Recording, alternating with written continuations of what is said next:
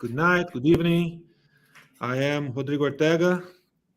I'm here again with Silvia and Charles. I'm today substituting Stevan as the host because Stevan needed to travel, and I hope I can live up to the responsibility.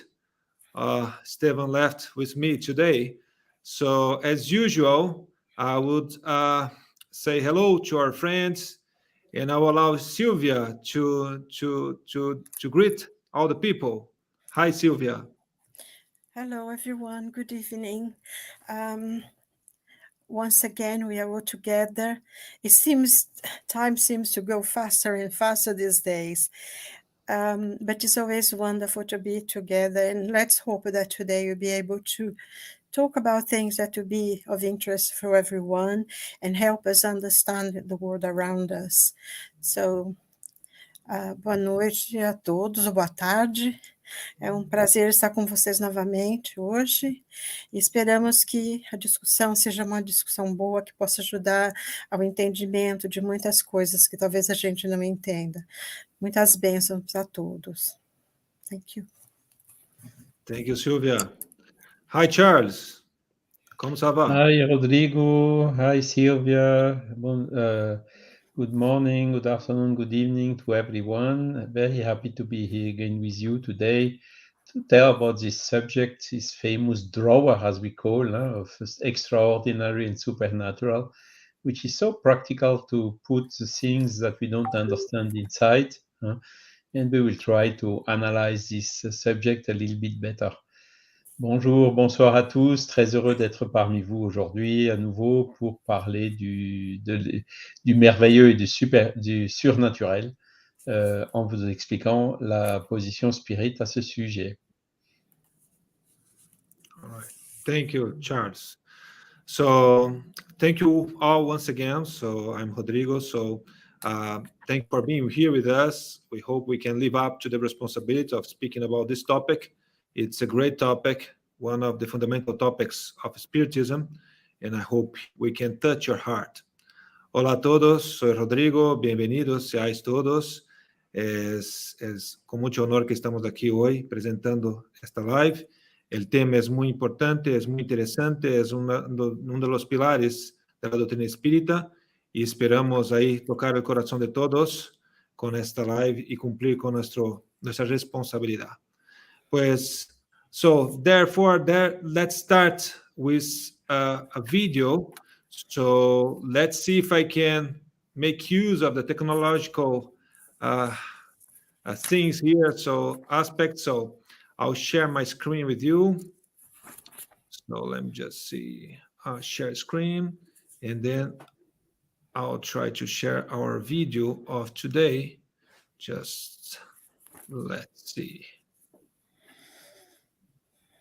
The wonderful things that we can see in science too is the understanding of the physical world evolving to the understanding of the spiritual world. As we break down particles to their smallest pieces, they stop being particles and they become forces and energy. So in fact, matter is just forces and energy, which means materialism is actually killing itself.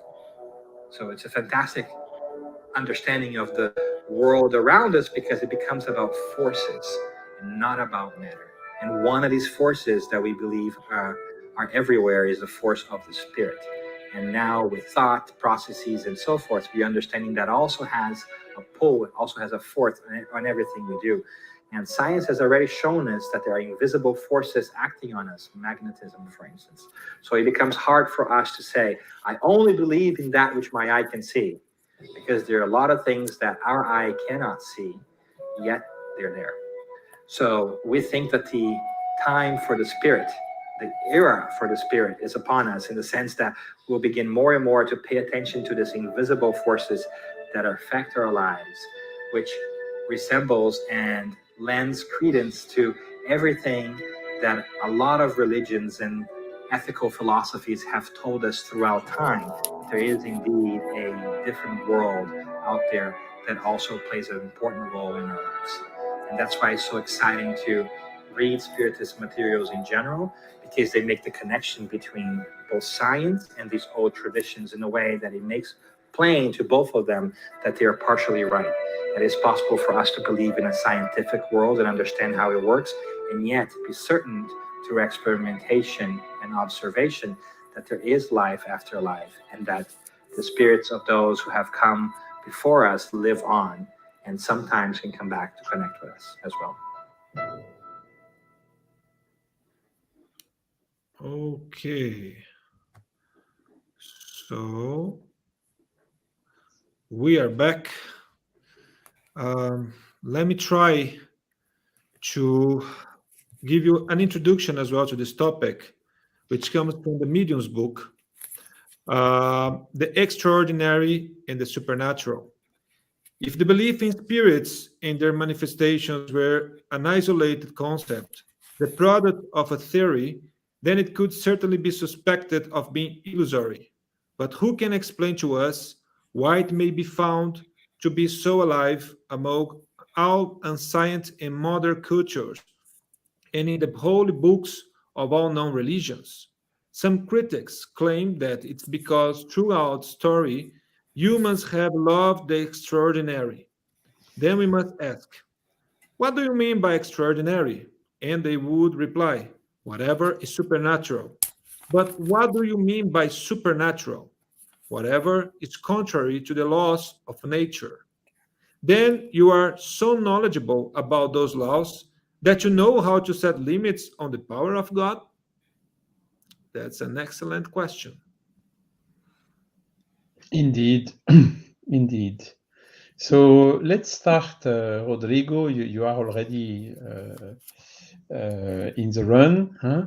With a question to you, if you allow me. And the question would be linked to what you just read, this introduction. What is the proof that Spiritism brings us about spirits intervention in people's life, and proof which makes that this intervention of spirits is not supernatural, but at contrary is natural? So can you a little bit elaborate about this? Yeah, of course. So as we have read in the text that comes from Kardec in Medium's book, so mediumship is present in all areas. So since we know ourselves as humans, so we have faced this kind of spiritual communication through like the prophets and Moses, and so in every place, so in Egypt, in India, so all the places we have seen these manifestations of spirits, of communications. But then Kardec went further, went deeper in this analysis. Kardec mentioned to us that there are two ways to prove that, which he used that on his, how can I say, studies, scientific studies. One is the theory, a theoretical proof, and the second is the fact, so factual basis. The theory is the following. So it's the one we all in spiritism know a lot. So there's no intelligent effect without an intelligent cause.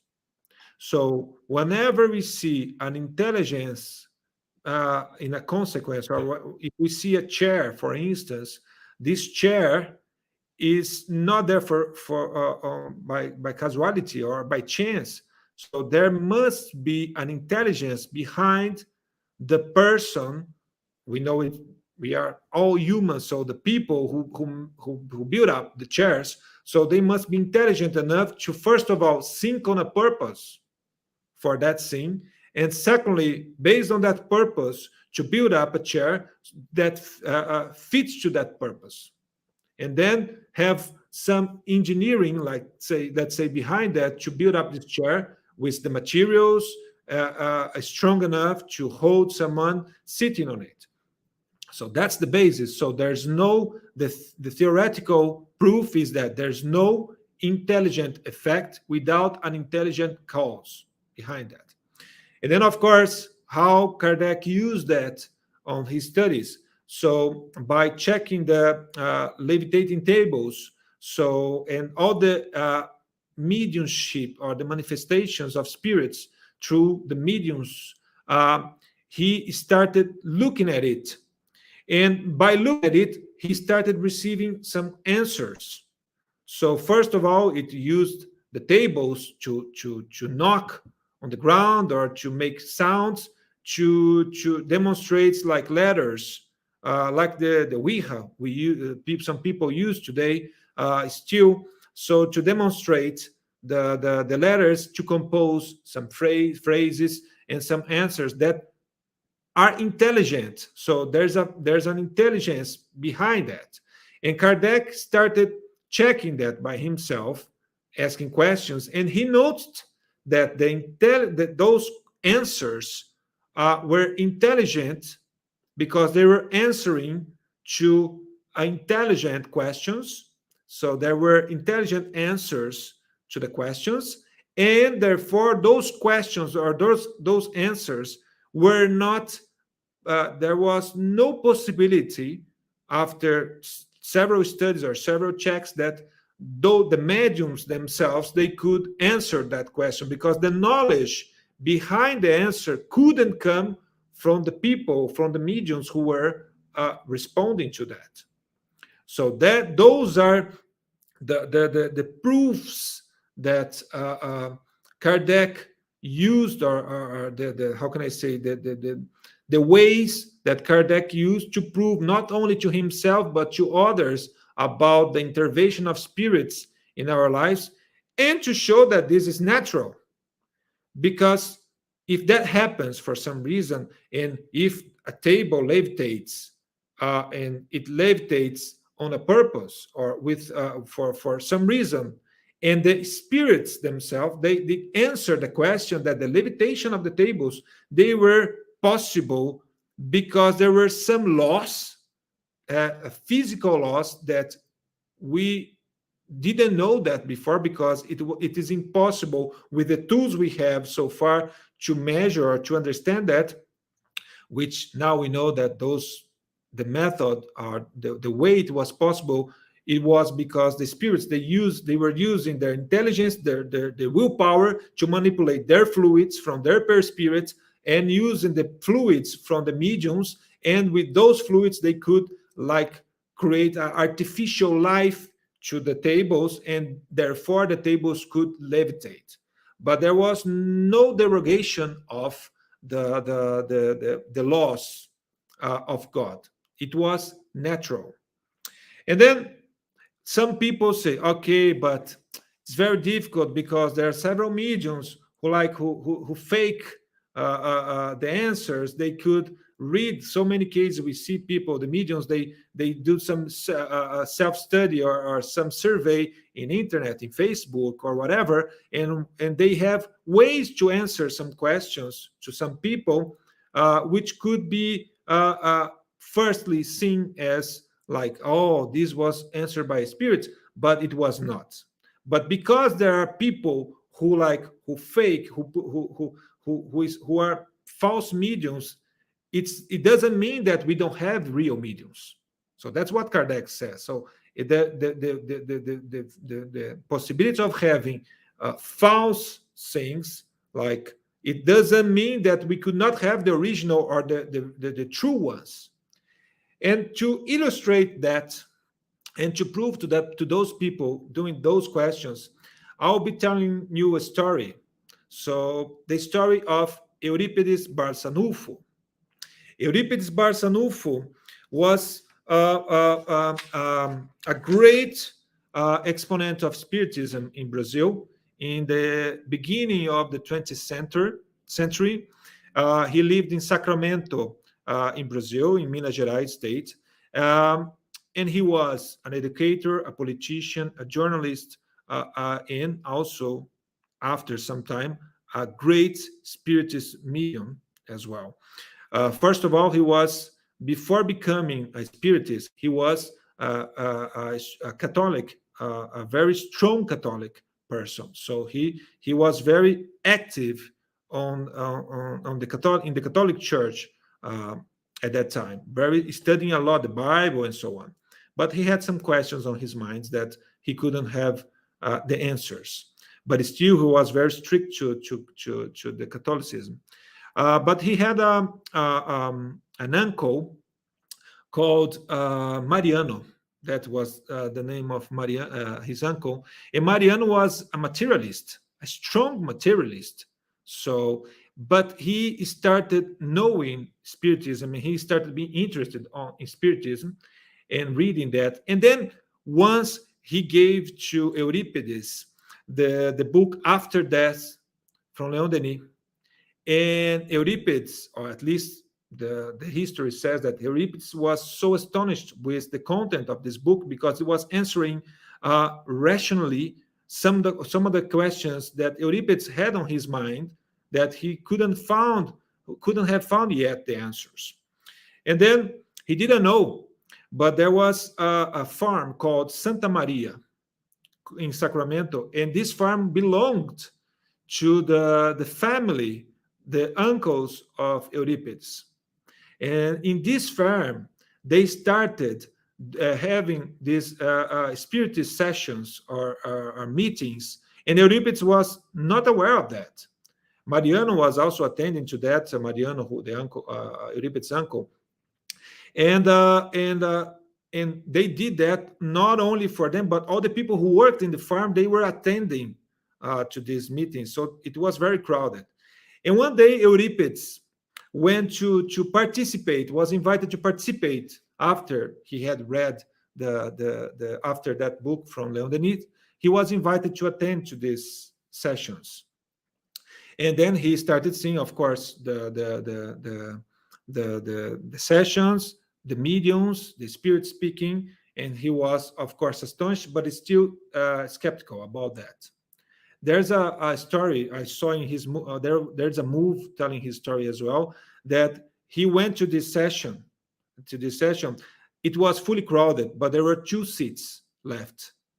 They hadn't warned anyone that they would be coming to the session, but there were 2 seats available for them, for Mariano and for Euripides, by chance. And then there was a part of the mediums, the group of mediums there. There was a relative of Euripides called Aristides. Aristides was illiterate. He didn't have any intellectual development, let's say this way, no, but he was a medium. And then Euripides asked Aristides, or the spirit at that time, so he was still skeptical. He said, okay, so if our spirits are talking to us and speaking through the mediums, I want Aristides, because he knew Aristides was unable to do that himself. I want Aristides to answer or to comment and to give explanations, to comment about the Sermon of the Mountain, the blessings contained on that. And Aristides, or at least the body of Aristides, but at that time it was the spirit who did it, a very intelligent spirit, spoke about that and gave a beautiful explanation about the Sermon of the Mountain, something that it was left Euripides Barçanufo like open mouth, as we say in Brazil, so astonished, because of course Aristides was incapable or unable to speak like that. From that time on, Euripides became Spiritist and became one of the greatest Spiritists we have had in Brazil. He founded a school, the first Spiritist school in Sacramento, called Allan Kardec, giving, educating poor children for free. So, and not only that, so he was attending to, he was a great medium, capable of just having some, leaving the body and materialize himself in other places to attend other people, to help in health, in other places. So I think this is a real story, and I invite you, if there's anyone here still not are skeptical about that, so I invite you to survey the story of Euripides Barçanufo, because it's a true story and illustrates to us exactly what Kardec did. He used the intelligence, or let's say science, and checks and intelligence to understand the answers from the mediums, and to certificate that it was impossible to have a communication coming from that medium with so how can I say intelligent content, or with such content not only intelligent, but let's say that the medium wouldn't be able to tell something about in another language, for instance in French, or because some mediums spoke in other language, the medium didn't have this knowledge to speak in such a language. So therefore, what happened with Euripides is what Kardec used, and this is the way that Spiritism bring us this proof of Spirit's intervention in our lives. So first, the theoretical, like intelligence behind the manifestations. So there should be an intelligent cause behind that. And second, observing the facts, observing the manifestations, the phenomenon, and proving or checking that this is really true and there's no false or falsification behind that. I hope I have answered your question, Charles. Yes, Rodrigo, thank you so much. And I liked a lot you brought this case of Euripides Barçanufo, because we translated one biography of him in French something like 30 years ago. And in 2019, I was lucky to be able to visit Sacramento, to visit this Allan Kardec College, and also to visit this Fazenda, and also the Spiritist group where he was having his meeting. It's as we say, extraordinary, isn't it? But not supernatural. That's the message. So That's thank right. you so much, and we just also take the chance to say hello to Beatrice, which is here with us. And without waiting, let's go to Silvia. Second question is for Silvia, and it is the following, Silvia. Why is it so important to prove that supernatural does not exist? Okay, interesting question. I think in a way, I don't think it's a question of proving that we need to prove that it doesn't exist. But I think was what Sisi was talking about, that materialism is killing itself, because science is advancing so far, so much now, that most of it's completely theoretical, whereas before a lot of proofs had to be done and experimented. Now most of the new theories now are completely theoretical. You either accept it or not on the basis of the ideas that it presents. But all the experiments that are being created with this theory that's being, the particles and the forces and the different forces and how many more forces there are than used to be before, all these things, all the experiments, especially the ones done in Switzerland, in CERN, always carries a little bit more, a little bit further. And then, of course, science is actually proving something that exists only in the world of ideas. And, like you said, it's killing itself. So I think in a way, we don't really need to try to disprove anything or to prove that this exists or that exists, but to just let it flow. And science itself, the laws of nature, humankind progresses. they will find their own things. Now, having said that, I think we need to sort of understand what is supernatural and what is I've brought here my question. Sorry, I'm reading something different. What is important? What's supernatural and extraordinary? And I think one of the important things is that what is supernatural? And supernatural is a phenomena. The definition of supernatural is, if you allow me to read this, it's a phenomena or entities that are not subject to the laws of nature, and that this appears mostly in folklore and religions, and has to do with superstition or belief in the paranormal, like non-physical entities like angels and demons and spirits and God. And also, they say in this paranormal, they have disabilities, magic, telekinesis, levitation, precognition, extrasensory perception. So that's the definition of supernatural. Now we go here to what is the natural laws, because what is supernatural and what is the natural laws.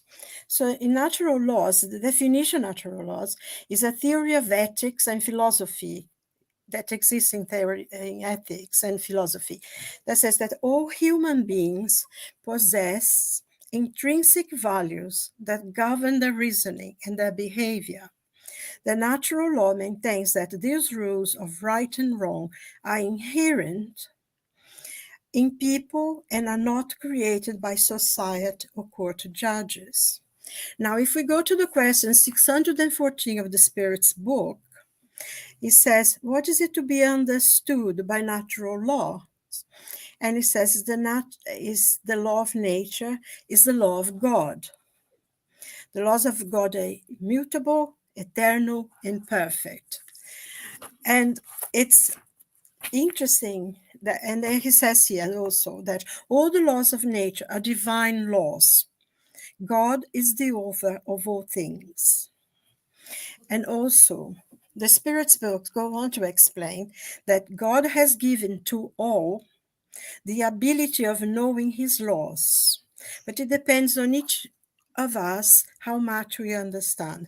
But eventually, each and every one of us will have completely understanding of the natural laws, because that's what progress depends. And we are going to evolve. This knowledge will come to all of us. And it's interesting because if you get to the definition that there exists, is exactly what the Spirit's books explains, that is inherent in man, and that everyone, no matter who they are, whatever, believers or unbelievers, materialists or religious people, they all believe in the same thing. They all have the same thing, the right and wrong. And of course, when Kardec asked the spirits, where is the law of God inscribed? And they gave one word answer: in the conscience. So it's interesting that, whether you come from a definition that is a classical definition in the dictionaries and in philosophy, ethics, and then you go to the Spirit's book, they meet together in the middle and they say exactly the same thing. And I think that's one of the things that I find so important in Spiritism. The more you learn about other things, and how is the Spirit tell you study this, learn that, don't believe anything that people say, go and search yourself, is exactly the same thing that is inherent in us, and it is in our own conscience. So for us, the supernatural does not really exist. There are only the laws of God, the natural laws, and the things that maybe at times, at the moment, we still do not know. And it is interesting because in the last 100 years or so, or maybe even in the last 40, 50 years, science has almost completely, it has done such a leap of development that's completely wiped out. And when you think that scientists in the 19th century used to think they had already discovered everything there was to know, it sounds quite shocking that they thought they knew everything. Whereas, science, and then you have a man like Einstein who completely changes the way the whole of the world, the science, and anybody understands the world and the universe. And the splitting of the atom, and we have so many changes now, and science is progressing, and it's really coming now to the understanding. Now we understand a lot more of the laws. There's very few supernatural, well, let me rephrase this. There are so many still that we don't know, but now we know that they are all part of the natural laws, and all the natural laws are given by God, created by God, is not by society, is inherent in every single person. We know what's right and wrong, unless, someone is a psychopath or something. But normally, we more or less, most of us, are guided by this inner measure that we have within us, what is right and what is wrong. And sometimes when we do something that's not right, our conscience hurts us. And it's very interesting how we ourselves are our own measure, because God already has given us this. So to think that something is supernatural or extraordinary, it's like Kardec says, because they still ignorant of the fact that this can be studied, can be researched, can be found, and can be explained within the laws. And I think that's the challenge for us as spiritists, and for anyone who really wants to have a knowledge and understanding that everything is developing, is moving, is learning. And the more we know about what science, the more spiritual we'll become. It's almost come, I think what Sissy was saying, it seems that the more scientific we become, the more spiritualized we'll become, because we'll be able to understand so many more things, and will be just simple things, apparition, spirits, communication, like the story that you told, Rodrigo, which was very interesting, how mediums who cannot read and write, when they're working mediumship, they can read and write, they can write and can do things, because there's within them the knowledge. They already know the other language, that when they are working as a medium, they speak in another language, but they already have the knowledge through the process of reincarnation. I think this is very important for us to understand, that maybe in this life, a person is unable to talk about the Sermon on the Mount because they are unable to read and write, but in previous life, they had that knowledge. So it's all part of reincarnation, is also part of law of nature. So we are growing, it's like he says here, it depends on progress, will depend on this. And that's how we'll be evolved. And I think this is something that we need to think about. So there is no need really to go into, oh no, we have to prove, because, like they say in court, the burden of proof is in the prosecution, right? So we who are defending don't need to prove anything, just need to show the facts as it is, and they are the ones who have to prove. Because it's interesting how in certain debates, how people said, yes, God doesn't exist. So why, explain to me how God exists. So it's nothing to me. You don't believe. Explain to me how you think God does not exist. So explain to me how it is. I don't have to explain to them. And it's the same thing about what is supernatural, because what I understand by the literature is that there isn't anything that exceptional, that are extraordinary, that are supernatural. Everything is within the laws of nature that are created by God, and that we have the intrinsic knowledge of it, and only through our development and our enlightenment, really, we will be understanding this, and one day we'll be open to every single person, because that's what has to happen. And I think that's very important on this, because the natural laws is God's laws, eternal, immutable. They never change, because that's there and is within our knowledge, everyone. So I think, that's what I have to say for the moment. Thank you.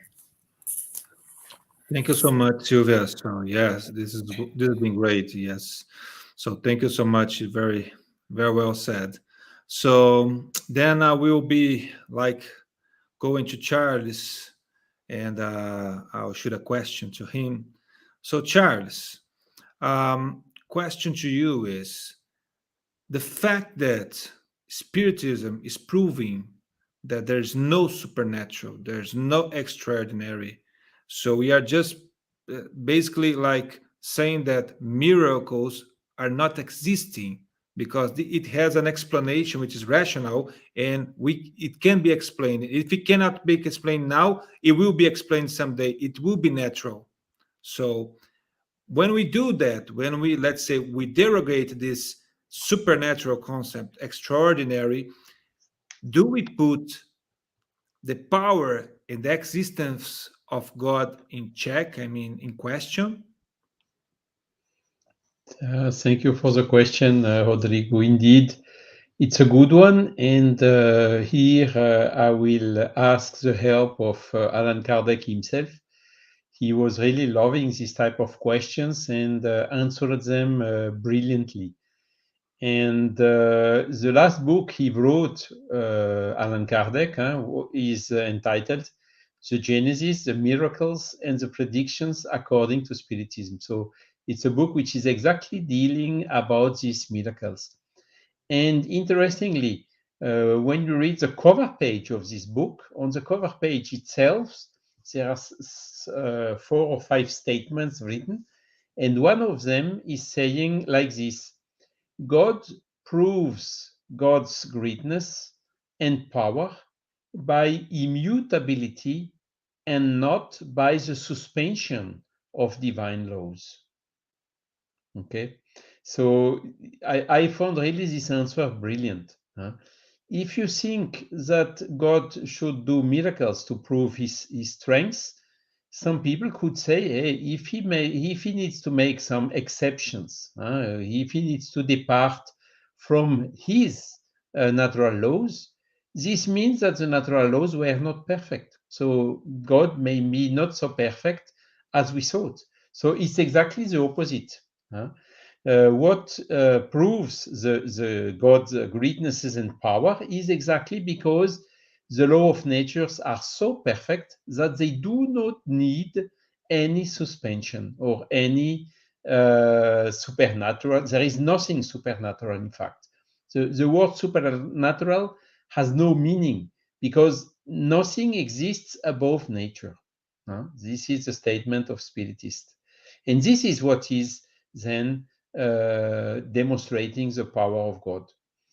In this book, The Genesis, Kardec is also including the section 13, which is entitled Characteristics of Miracles, and with following 2 subtitles. One is Spiritism does not perform miracles, that Silvia developed very well, and you as well, Rodrigo. And the second subtitle is exactly the question we are talking about. Does God perform miracles? The title is in form of question. And in these latter subsections, item 15, Kardec is writing that as for miracle per se, since nothing is impossible for God, they could, of course, be performed by God. But has this happened? In other words, does God derogate from the laws that God has established, which is somehow some nonsense? And Kardec is writing then, it is not up to us humans to prejudge the acts of the divinity and to subject them to the weakness of our understanding. Okay, so this question of extraordinary and supernatural stuff is basically coming from the weakness of our understanding. And Kardec is then pursuing in the same section, writing, why then would God perform miracles? To attest God's power, it is said commonly.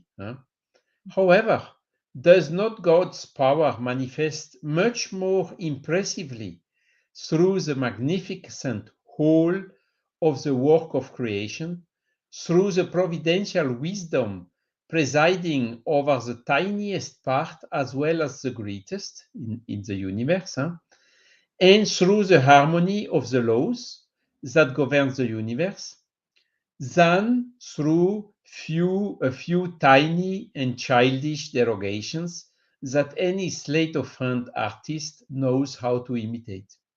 And this sentence of Kardec is really extraordinary. Everything is told in it, and he is using some adjectives which are tiny or childish derogations. If you need a derogation to something, is because this something is not perfect. If the law of nature are perfect, they do not need derogations. Of course, we are somehow full of pride. The science has evolved a lot, as Daniel Assisi clearly told in the video at the beginning of this today's lecture. And it has even if you would have said 50 years ago to some people that in 50 years we could all meet live from different places around the world with video and everything, as we are doing right now, they would also say, this is extraordinary and supernatural. And indeed, it is not. So the supernatural of yesterday is often the natural of tomorrow. And this is a fact Silvia mentioned as well very clearly, that happens every day, as long as our understanding is getting better. But when we are blocked, when our understanding does not perceive the reason and the cause for some phenomenon, this extraordinary and supernatural is like a drawer. You open the drawer and you put the things that you don't like in it and close the drawer, because you don't want to give some explanation, or because this is something that is hurting a little bit your pride and whatsoever. And this is exactly what happens with us when we qualify some effects as observed in the nature. So, for instance, the extraordinary faculty of Euryptes Barzanulfo as being supernatural, whilst it is fully natural. And Kardec is also complementing and saying that since miracles are not necessary for the glorification of God, nothing in the universe deviates from the general laws. Nothing in the universe deviates from the natural laws. God does not perform miracles because, since the divine laws are perfect, God has no need to derogate for them. If there are occurrences that we do not understand, it is because we still lack the necessary knowledge or understanding. So again, really very bright explanation and incarnated common sense, as Flammarion qualified Allan Kardec, to make this type of reasoning, which are so strong, so simple at the same time, and clarifying all these things. I'm often telling that I was educated as per the Catholic religion when I was young. And, all these questions of Trinity, of a paradise, of heaven, of hell, of miracles, of angels, of Lucifer, and so on. And really, I was confused because asking some questions without receiving an answer from the priest or whoever, I got somehow indifferent. And when I was reading this type of sentence from Kardec, it was like a kind of, when you have a problem on your computer, on the hard drive, for instance, you format it again and you install the system again. And it was exactly the effect it made on me when I read also the first part of the Heaven and Hell, to clean all these ideas and showing very clearly what makes sense and what does not make sense in all this. And clearly, miracle is one of them. Miracle or supernatural does not make sense. And it's quite interesting because in France there is a book, I think I showed it already, that has been written, which is this one, God, the Science and the Proofs, by two brilliant authors. And when I read this book, the first part, I liked a lot because they are really going and seeking all the latest findings of the science and showing how all these latest findings are somehow converging to the necessity of an explanatory hypothesis of a creator, of some intelligence at the beginning of everything. And they are talking about several examples, like that the Big Bang, that there is a beginning. So science is now almost very strongly evidences that the universe started, at least the observable universe that we see today, started from a point, something like 15 billion years ago. And so the question is already, okay, what's before? Why this happened? There must be, it's an effect which has a cause. And this is leading then to the question of the divinity of God, the existence of God. And there are a lot of other arguments they show. For instance, at the Big Bang, we have in thermodynamics, the principle of entropy. Entropy is always growing. This means that disorder is always growing. So according to this law of entropy, at the beginning of the universe, 15 billion years ago, the order must have been extremely, extremely high. So how can an extremely high order come out by chance or from nothing or whatever? So again, another proof that the need of an intelligence somewhere at the basis of all that. And they are quoting a lot of such examples showing how the science is converging to God. But unfortunately, in the second part of the book, I was a little bit more disappointed. Why? Because the authors, they still believe in miracles. I say it's really a pity because the first part is so brilliant, and the second part, they explain miracles of, for instance, Fatima phenomenon, which occurred at the beginning of the 20th century.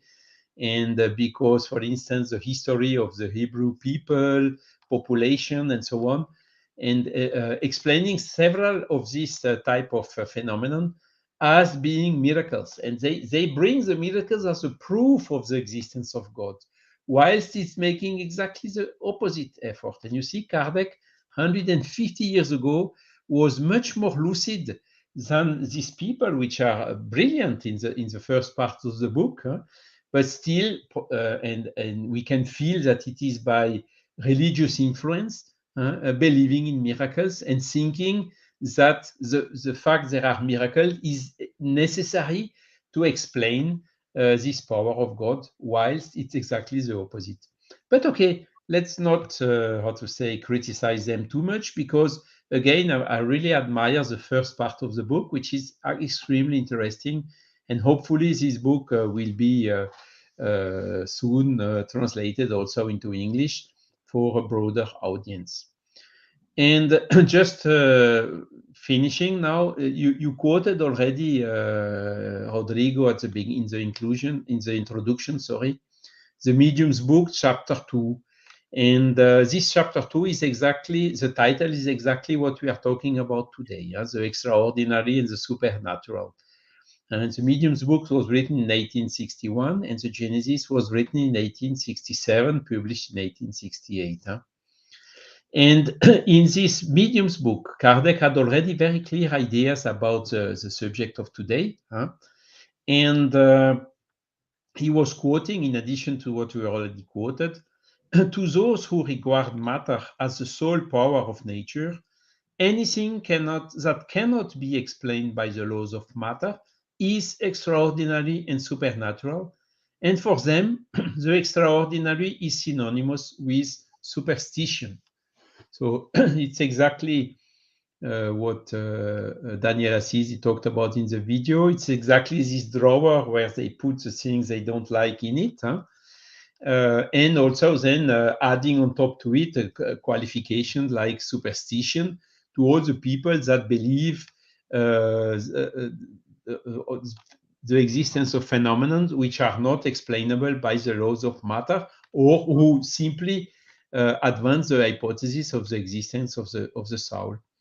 And here again, I would like to thank also the book that Umberto came a few weeks ago.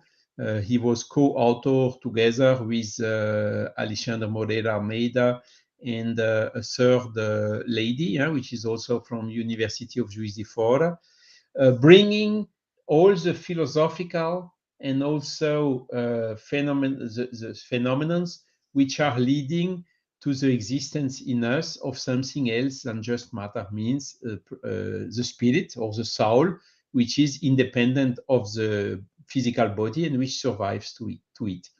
So, and they also show exactly how this materialist position is unsustainable. It makes no sense anymore. And if they need really to bring qualification like superstition to the person who are thinking different, it's because really they are short of arguments to explain it. And hello, Camille. Kardec is then also summarizing at the end the stance in the following propositions, saying that all spirit phenomena have as their principle the existence of the soul, its survival upon the death of the body, and its ability to manifest itself. So it's a clear hypothesis that Spiritism, or spiritualism as well, is taking as a base for reflection. So there is also, according to this book that I just quoted from Umberto Coelho, a huge convergence of proofs, of facts, of phenomenon, which are leading to this. For all this huge diversity of phenomenon, of facts that can be observed, and for which the easiest and the simplest explanation is exactly this, what Kardec quoted in 1861. The existence of the soul, its survival upon the death of the body, and its ability to manifest itself. It's the simplest hypothesis explaining all these phenomena, whilst the explanation which are a lot of times brought by the skeptical people or the materialist people are much more complex. They need to have several different explanations for several facts, and all this gathered at the same time in a medium which sometimes is a child or whatever. So really, it does not make sense. It is not sustainable anymore. And Kardec continues, second proposition. Since they result from a law of nature, these phenomena have nothing extraordinary or supernatural about them, at least in the common meaning of these words. Many events are regarded as supernatural because their cause is unknown, and having determined their true cause, Spiritism has relegated them back to the domain of natural phenomena. Amongst the incidents called supernatural, Spiritism shows many of them to be impossible in the first place, and therefore places them amongst superstitious beliefs. So not all what the people are saying and claiming and it makes sense. And Spiritism is Kardec was the first one saying no, this really this statement of this or that person or whatever does not make sense and is not in line with what we observed as a phenomenon which has a cause, whose cause is the spirit. So Spiritism does absolutely not accept the fantastic stories created by imagination. And then he's also complementing, saying that to judge Spiritism by facts, we really need to investigate and to study and to observe, and not with an open-minded, accept this change, not be blocked by change resistance, in order to have science to progress in all these fields, and without forgetting also all the philosophical and ethical or moral consequences that brings us so many resources to overcome the natural difficulties of life. So it's really a pity to miss these resources just because of dogmatic statements or classification about supernatural or extraordinary phenomena. So that's what I could answer so far on your question, Rodrigo. Brilliant. Thank you. Thank you so much. Brilliant. Yes, I think it was Kardec who said as well that if you would rely only on what we can touch, see, hear, what your material senses could sense, let's say this way, it would be left very few things for us here in this world, because the grace like magnetism. So it's not something you can touch, you can see, but it exists. So would we call it so supernatural as well, just because we cannot so prove with our material senses? But it is what it is. So also like some polemic stuff, but Spiritism is not proving or not explaining anything, but it put in evidence that some things could be feasible or could be explained in the things that we study in Spiritism. For instance, we know that there are spirits who materialize themselves or their perispirits using ectoplasm. So it's possible. We have seen that. We have faced that through Spiritism. So this could be an explanation for instance, Jesus' resurrection. This could be explained somehow. This could be a possibility of Jesus making himself touchable using ectoplasm. This could be. We don't know, but we find some explanations in Spiritism that could bring to light that some things could be natural, even though we still don't have the full explanation for that. So let's go to our announcements, and I will be sharing my screen again. Let me just share it. Okay, so here we have next Wednesday again our spiritual light with metempsychosis and reincarnation. So we all be here again. Then we have our time to talk conversations on midship every 2 weeks, Tuesdays, with let me just put it as here.